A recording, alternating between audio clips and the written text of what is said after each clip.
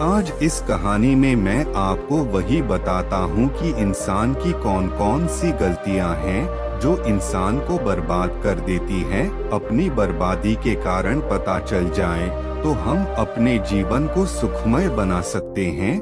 बहुत समय पहले की बात है, एक नगर में एक धनी सेठ रहा करता था। उस सेठ के पास सभी प्रकार की सुख सुविधाएं थी, लेकिन उसके कोई संतान नहीं थी। संतान के दुख में वह हमेशा चिंतित रहता था। फिर एक दिन उसे पता चलता है कि उसकी पत्नी गर्भवती और उसने अपनी पत्नी का खूब ख्याल रखा। ऐसे में एक दिन उसके घर पर एक पुत्र का जन्म हुआ। सेठ पुत्र के जन्म पर बहुत प्रसन्न था। उसने पूरे नगर में मिठाई बंटवाई और उसके ललन पालन में कोई कमी नहीं छोड़ी। देखते ही देखते उसका पुत्र बड़ा हो गया। फिर सेठ ने उसे पुत्र को गुरुकुल भेजने का निर्णय किया ताकि वो पढ़ लिख कर एक विद्वान बन सके। अभी उसके पुत्र की उम्र ज्यादा नहीं हुई थी, लेकिन उसने छोटी सी उम्र में अपने बेटे को शिक्षा ग्रहण करने के लिए गुरुकुल भेज दिया था। गुरुकुल में वह बालक अच्छे से शिक्षा ग्रहण करता, अपने गुरु की सभी आज्ञाओं का पालन करता। ऐसे में वह बालक धीरे धीरे वहाँ का सबसे होनहार विद्यार्थी बन गया। गुरुकुल में उसे बालक ने सारे वेद पुराण और शास्त्रों का अध्ययन किया और बहुत बड़ा विद्वान बन गया, अर्जित कर लिया। लेकिन वो कहते हैं ना कि समय कब बदल जाए किसी को भी पता नहीं होता। ऐसे ही एक दिन किसी प्राकृतिक आपदा की वजह से उसके माता पिता की मृत्यु हो गई और जब उसके माता पिता की मृत्यु हुई तब तक उसे बालक की शिक्षा पूर्ण नहीं हुई थी। और जब उसे बालक ने इस खबर को सुना कि उसके माता पिता अब इस दुनिया में नहीं रहे और उनका सब कुछ बर्बाद हो चुका है, तो उसे बालक का इस सांसारिक मोह माया से मन उठ गया। उसके बाद उसे बालक ने निश्चय किया कि वह गुरुकुल से शिक्षा पूर्ण करने के बाद अपना संपूर्ण जीवन लोगों की भलाई में व्यतीत करेगा।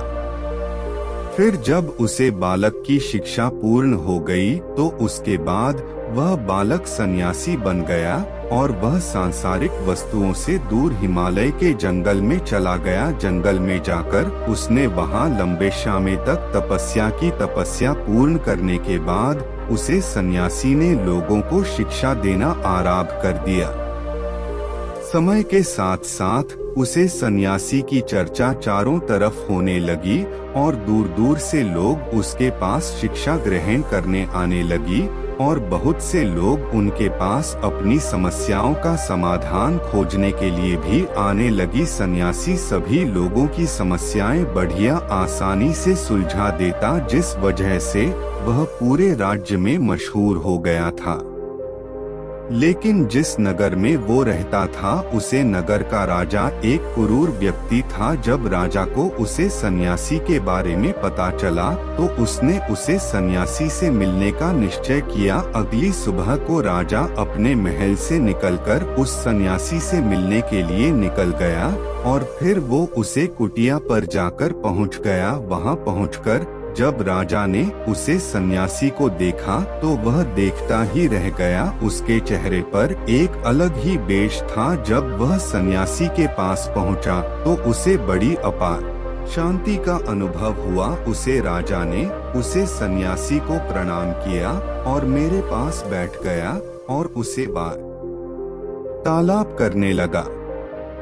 वो राजा पहले ही मुलाकात में उस सन्यासी के व्यक्तित्व से इतना प्रभावित हुआ कि उसने उसी समय से अच्छाई की राह पर चलने की ठान ली और मन ही मन सोचने लगा कि इतनी छोटी सी मुलाकात में यह सन्यासी मुझे इतना बदल सकता है, तो अगर यह हमेशा मेरे साथ ही रहने लगे तो मेरी तो जिंदगी बदल जाएगी।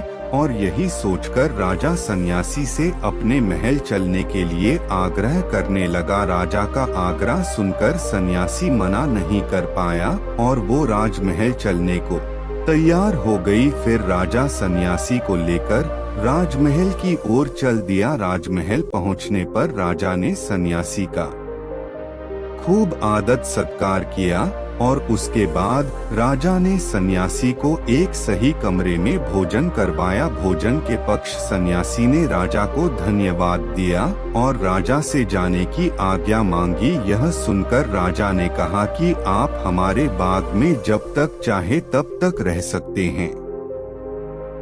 आपको यहाँ पर किसी भी प्रकार की कोई असुविधा नहीं होगी और आप यहाँ रहेंगे तो हमारी प्रजा को भी अच्छा लगेगा और हमें भी अच्छा लगेगा। यह सुनकर सन्यासी ने राजा का प्रस्ताव स्वीकार कर लिया। उसके बाद राजा ने सेवकों से कहा कि सन्यासी महाराज के लिए बगीचे में रहने का, खाने का और वस्त्र आदि का प्रबंध किया जाए। राजा की आज्ञा के अनुसार सेवकों ने एक सुंदर सी कुटिया का निर्माण कर दिया। उसके बाद वह सन्यासी उसी कुटिया में रहने लगे। सन्यासी को उसे कुटिया में रहते रहते कई साल बीत गए और इस दौरान राजा ने उनकी खूब सेवा की।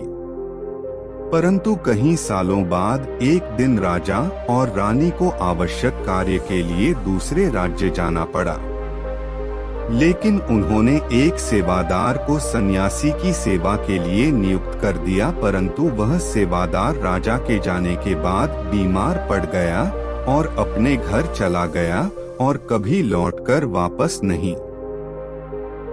तो सन्यासी ने क्रोध में आकर उसे राजा को खूब सुनाया हो। राजा से कहा कि ही राजन, जो जिम्मेदारी तुम पूरी नहीं कर सकते तो वह उठाते ही क्यों हो। तब राजा ने सन्यासी से क्षमा मांगते हुए कहा कि ही भगवान, यदि मुझसे कोई भूल हो गई हो तो मैं उसके लिए आपसे क्षमा मांगता हूँ। मुझे क्षमा कर दीजिए और आप अपना क्रोध शांत कीजिए और मुझे बताइए कि आखिर हुआ क्या है। यह सुनकर उसे सन्यासी ने कहा कि तुम्हारे जाने के बाद मुझे यहाँ पर किसी ने भोजन नहीं दिया और मैं बहुत दिनों तक भूखा ही रहा। मुझे यहाँ पर आकर किसी ने पूछा तक नहीं कि मैं किस हाल में हूँ। यह सुनकर राजा ने सन्यासी से क्षमा मांगी और कहा कि ही भगवान, आज के बाद में ऐसी कोई भी गलती नहीं होगी। फिर कुछ देर बाद मामला शांत हो गया।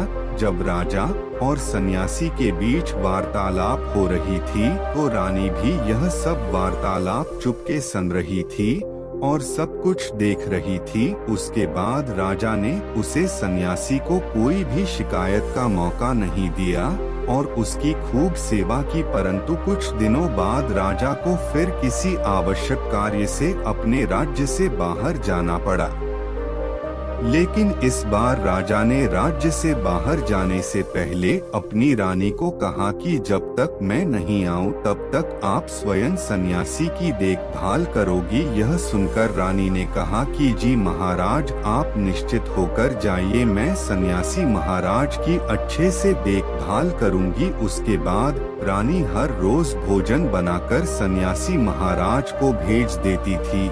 लेकिन एक दिन रानी नहाने के लिए चली गई और सन्यासी को भोजन देना भूल गई। सन्यासी ने काफी देर तक भोजन का इंतजार किया, लेकिन जब भोजन नहीं आया तब सन्यासी सोच में पड़ गया कि आज खाना क्यों नहीं आया। उसके बाद सन्यासी ने सोचा कि वह खुद महल में जाकर देखेगा कि आखिर अब तक खाना कंटिन्यू नहीं आया, और फिर वह महल पहुंच गया। जब वह महल के अंदर पहुंचा तो वहां उसकी नजर रानी पर पड़ी। रानी के लंबे लंबे गाने काले केस जो कि उसकी कमर पर लहरा रही थे, उसकी कजरारी आंखें जो देखने मात्रा से ही घायल कर दे, उसकी हिरानी जैसी चाल। रानी के इतने सुंदर रूप को देखकर सन्यासी चिकित्स हो गया और रानी की सुंदरता सन्यासी के मन में घर कर गई और वह वहां से बिना कुछ कहे ही अपनी कुटिया में लौट आया। सन्यासी रानी के रूप की सुंदरता को भुला ना सका और वह खाना पीना छोड़कर अपनी कुटिया में पड़ा रहा। उसने कई दिनों तक कुछ भी नहीं खाया, जिस वजह से वह बहुत कमजोर हो गया। फिर कुछ समय बाद राजा वापस लौटे और जब उसे सन्यासी की हालत का पता चला तो वह सीधे सन्यासी के पास पहुंच गए और बोले कि ही भगवान, क्या बात है, आपको क्या हो गया। और आप इतने कमजोर कैसे हो गए, चिंता है, और आप किस गहरी सोच में डूबे हो, क्या मुझसे कोई भूल हो गई है? तब सन्यासी ने कहा कि नहीं राजन, आपसे कोई भूल नहीं हुई है। यह सुनकर राजा ने कहा, तो फिर क्या बात है, आप मुझे बताइए, मैं आपकी परेशानी जरूर दूर करूंगा। यह सुनकर सन्यासी ने राजा से कहा कि ही राजन, मैं आपकी रानी की अद्भुत सुंदरता को देखकर उनकी सुंदरता के फेर में पड़ गया हूँ और अब मैं रानी की बिना जिंदा भी नहीं रह सकता। यह सुनकर राजा हैरान हो गया और कुछ देर सोचने के बाद राजा ने उसे सन्यासी से कहा, मैं आपको रानी दे दूंगा। यह सुनकर सन्यासी बहुत पसंद हुआ। फिर राजा सन्यासी को लेकर महल चले गए और जब राजा और सन्यासी महल पहुँचे तो उसे दिन रानी ने अपने सबसे सुंदर वस्त्र और गहने पहने हुए फिर राजा रानी के पास पहुँचे और राजा ने रानी से कहा कि कोई सन्यासी की मदद करनी चाहिए, यह बहुत कमजोर पड़ गए हैं और मैं नहीं चाहता कि किसी ज्ञानी पुरुष की हत्या का कलंक मेरे सर पर लगे। उसके बाद राजा ने रानी से पूछा कि क्या आप यह पाप अपने सर पर लेना चाहती? राजा की यह बात सुनकर रानी ने राजा से पूछा कि आखिर इन सन्यासी के इस दुख का कारण क्या है? तो राजा ने रानी से कहा कि सन्यासी आपकी अद्भुत सुंदरता के दीवाने हो गए हैं।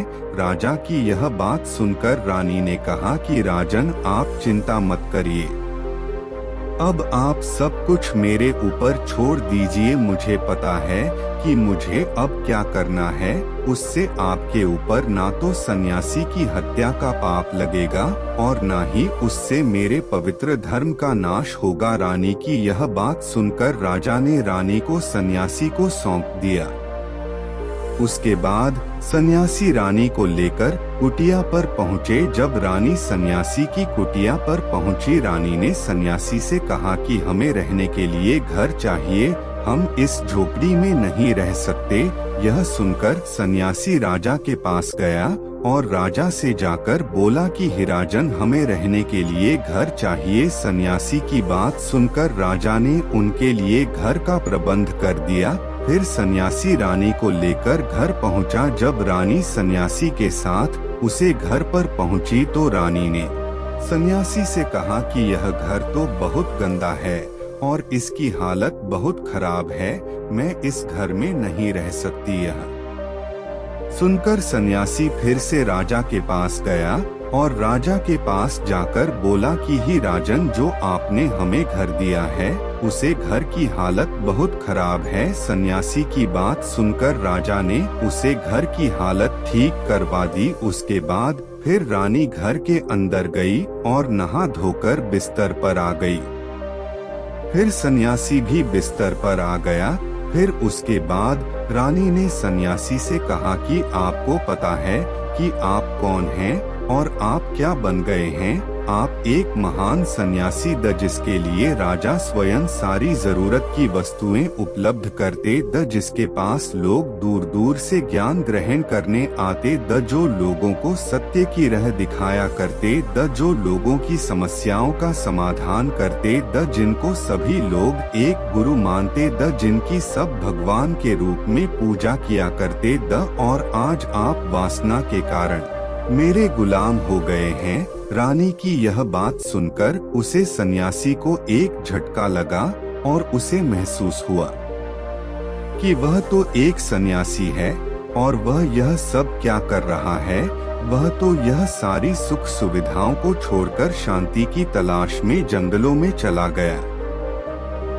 जोर जोर से रोने लगा और चिल्लाने लगा और रानी से कहने लगा कि मुझे क्षमा कीजिए महारानी, मैं यह क्या करने जा रहा था, मैं अभी आपको राजा को सौंपकर आता हूँ। सन्यासी की बात सुनकर रानी ने स्वयं किसी से प्रश्न किया कि महाराज, मेरे मन में एक प्रश्न उठ रहा है, कृपया मेरे प्रश्न का उत्तर दीजिए। रानी की बात सुनकर सन्यासी ने कहा कि पूछो, तुम्हारा क्या प्रश्न है? फिर रानी ने कहा कि जब आपको उसे दिन भोजन नहीं मिला तो आप बहुत क्रोधित हो गए। तब मैंने आपके ये रूप पहली बार देखा था और तभी से मैं आपकी व्यवहार में परिवर्तन महसूस कर रही हूँ। ऐसा क्यों हुआ महाराज? आखिर आपको इतना क्रोध क्यों आया? रानी की बात सुनकर सन्यासी ने रानी को समझाया कि जब मैं जंगल में था तो मुझे समय पर भोजन भी नहीं मिलता था, लेकिन जब मैं महल में आया तो महल में आने के बाद मुझे सारी सुख सुविधाएं मिली और फिर मैं इन सभी सुख सुविधाओं के मोह में फंस गया और मुझे इसके प्रति लगा उत्पन्न हो गया और फिर मुझे इसको पाने का लालच उत्पन्न हो गया और जब मुझे यह नहीं मिला तो मेरे अंदर क्रोध उत्पन्न हुआ। फिर सन्यासी ने कहा कि महाराज सच तो यह है कि अगर इच्छा पूरी नहीं हो तो क्रोध उत्पन्न होता है और अगर इच्छा पूरी हो जाए तो लालच पच जाता है।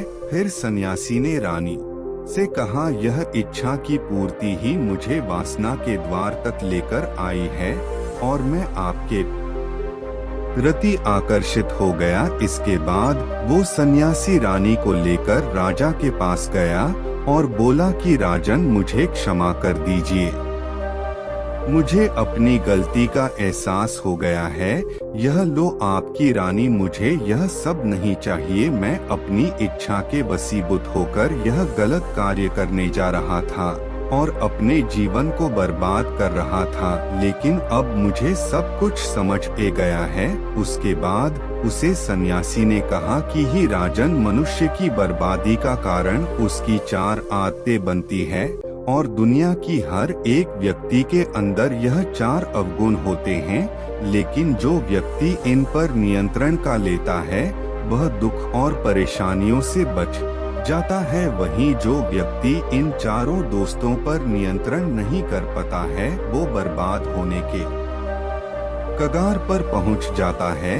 यह सुनकर राजा ने कहा कि महाराज आप मुझे वो 4 आदतें बताइए जिससे कि मनुष्य की बर्बादी हो जाती है।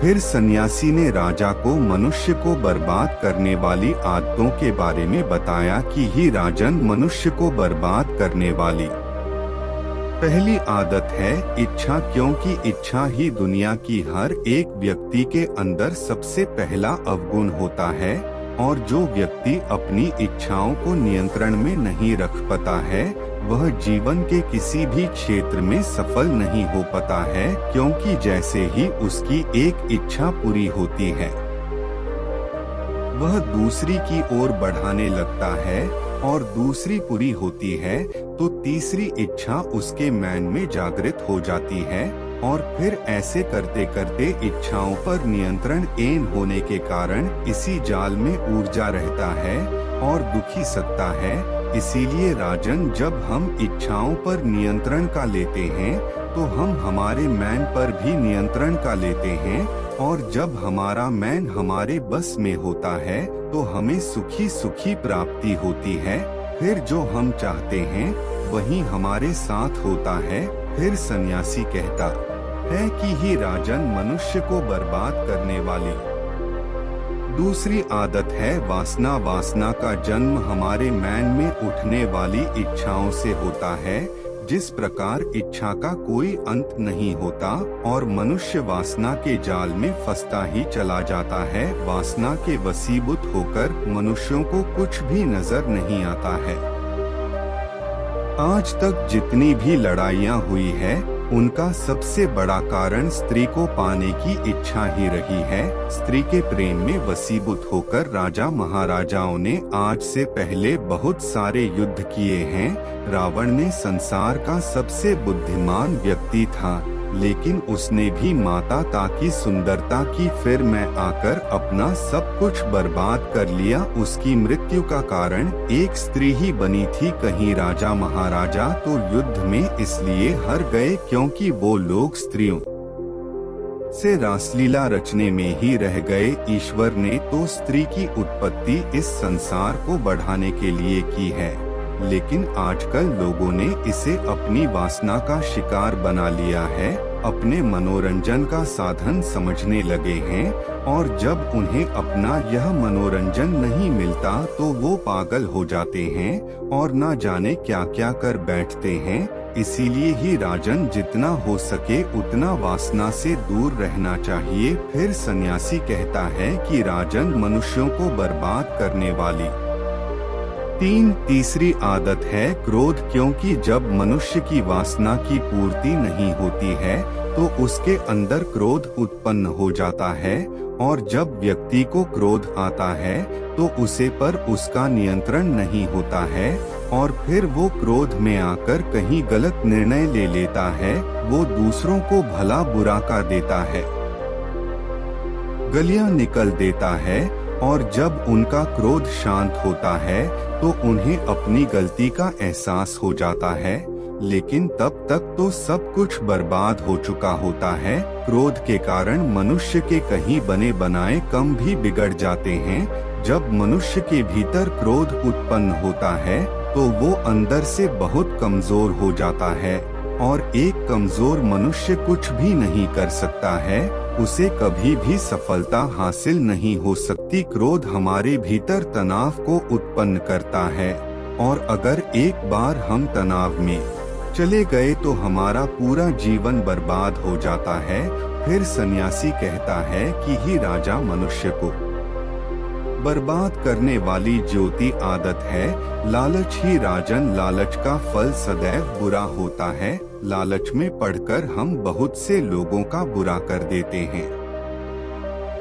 हर मनुष्य के जीवन में कभी ना कभी ऐसे अगर अवश्य आते हैं जब वह लालच कर बैठता है, और अधिक पाने की लालसा में वह कुछ ऐसा कर बैठता है जिससे जो उसके पास था वह उसे भी गवा देता है। क्योंकि जैसे ही व्यक्ति की एक इच्छा पूरी होती है उसका लालच बढ़ जाता है, और उसके मन में और कहीं जन्म लेने लगती है। जो व्यक्ति लालच करता है वह कामयाबी से कोसों दूर रहता है, क्योंकि एक ना एक दिन लालच का दुश्मन सामने आता ही है। अगर हम समय रहते ही लालच को त्याग दें और उसकी फेर में ना पड़े तो हम एक सफल व्यक्ति अवश्य बन सकते हैं। फिर अंत में सन्यासी राजा से कहता है कि राजन, अगर मनुष्य चारों आदतों को छोड़ देता है तो उसे जीवन में सफल होने से कोई नहीं रोक सकता। जो इन आदतों को नहीं छोड़ता है उसे जीवन में बर्बाद होने से कोई रोक सकता। मैं एक सन्यासी होकर इसकी फिर मैं पड़ गया था, तो सामान्य मनुष्य तो इससे बच नहीं सकता। इसीलिए ही राजन, मनुष्यों को इन आदतों से हमेशा बचाना चाहिए।